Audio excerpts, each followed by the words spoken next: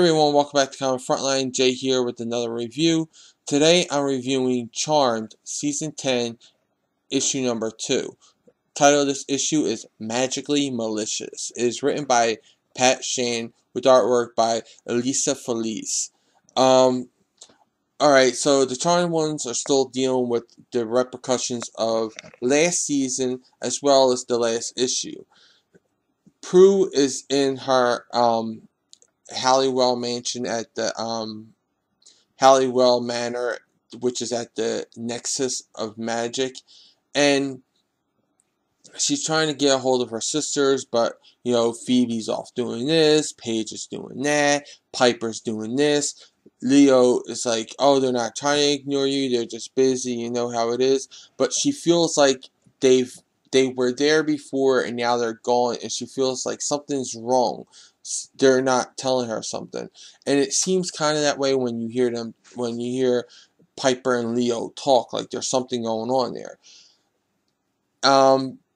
Piper though is really busy because she's going through with planning like weddings and everything like that, and when she goes into her restaurant's little kitchen, a bunch of leprechauns pop out and start talking to her. They need her help.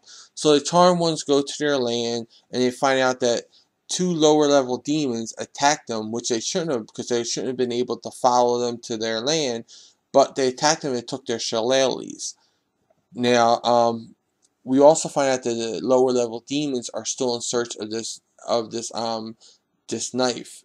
The knife now seems to have the power, if you touch it, it normally kills you, but they seem to have gotten the power to take this. And what this knife does, if you're a witch, when you're killed with it, you're dead. There's no going to the afterlife like Graham and Patty.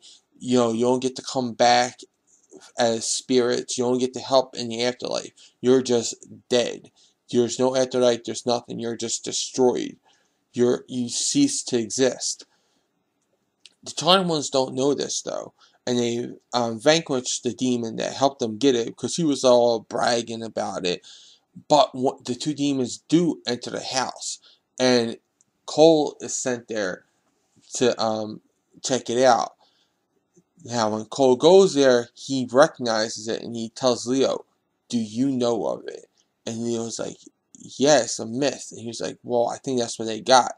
So now I think this is going to be like the big overall story arc is starting to fall into place with the Charmed ones already. So I really like that. The story, I give 5 stars. I really love how Pat Shane has these voices already. It's almost like you could tell he's a fan of the show, or was a fan of the show, because you clearly hear each and every one of their voices. It's almost as if Pat Shane used to be a writer on the show, which he was not a writer of the show. Someone else said that in a review on another site. He's never written for the show Charmed. This is his first time writing Charmed, and it's only in season 10 that he's been writing it. But he clearly has their voices in his head, and I love that. You definitely feel Piper when she talks. I can picture Holly Marie Combs doing everything, and same thing with Alyssa Milano and Rose McGowan.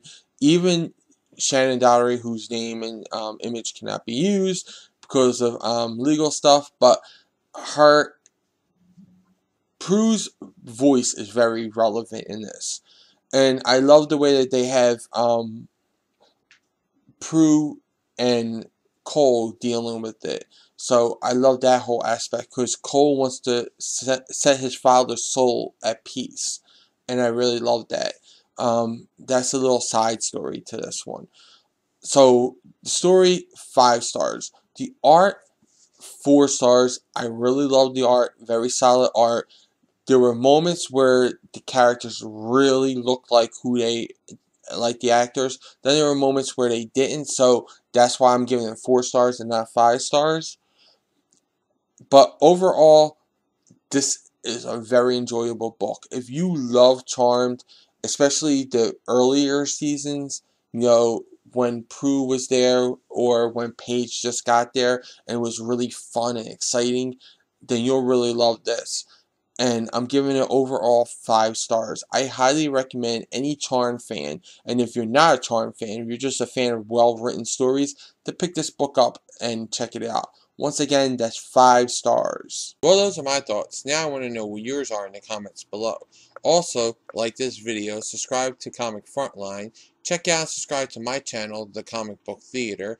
Check out Comic Frontline, the site, for all the latest previews, reviews, news, and interviews.